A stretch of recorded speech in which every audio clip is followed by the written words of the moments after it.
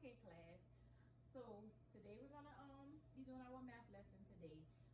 First off, I want to start off by talking about what have we been talking about in our previous lessons. Time. Time. Okay. What are some ways we use time? Say if we have to get up in the morning for school. Okay, we might have to get up. We have to set our alarms to get up, so you need to know what time it is, right? What other way do we use time? If we have to go to the store or we have to be somewhere urgent. Okay, you might have to be somewhere. For instance, you might have to go to the doctor, or you might even just, like you say, go to the store. You might want to go to the store at a certain time, so you need to know what time it is. All right, so let's look at our exit ticket. Let's look at our exit ticket here. All right, what do we see on our exit ticket? We see time, a model of time. We see time, okay. What shows us time on there? A clock. Okay, so we see clocks.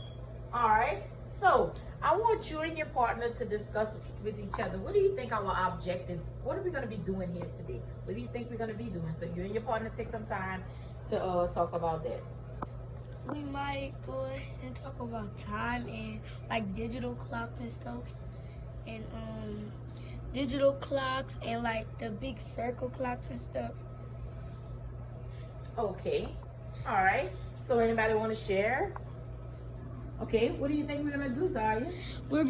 We might show like time on a digital clock.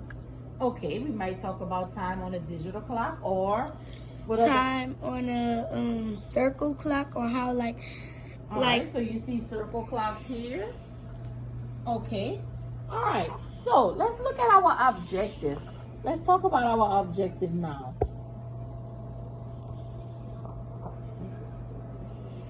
All right, let's look at our objective.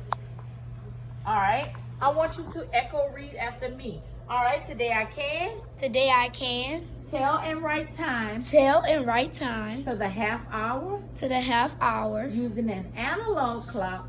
an analog clock 3 out of 3 times. 3 out of 3 times. Okay, and we talked about, you just said a circle clock, that's what it is, an analog clock.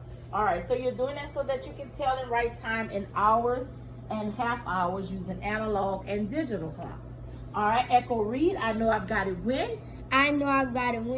I can correctly tell and write. When I can correctly tell and write. Time to the half hour. Time to the half hour. On my exit ticket. Exit ticket. All right. All right. So let's do a little review before we get started on the actual lesson for today. We've been talking about time, like I said before. All right. On our clock, on our analog clock, our circle clock, like as you said. How many hands do we have on that clock? 12. We have 12 hands? I mean, 1 hand, 2 hands. We have 2 hands. All right. So we have a short hand and a longer hand. What does our short hand stand for? What does that tell us? Hours. The hours. And what does the long hand tell us? Minutes. Minutes. Very good. All right. So in our previous lessons, we was looking at time, but we were telling time to the whole hour. We're going to go a little bit further than that today. But I want to start by looking at our analog clock here, which we have 12 o'clock is on the board. We use our short hand and our long hand. We have it at 12 o'clock. All right. So at the 12, where's our hour hand pointing? Our hour hand is pointing at the 12. At the 12. Where is our minute hand pointing? At the 12. At the 12 also. All right. So, and we look at our hour. Remember, every time we move hours, our hour hand shifts, right? Mm-hmm. So, and we're starting our hour hand at 12. And we're moving to the next hour.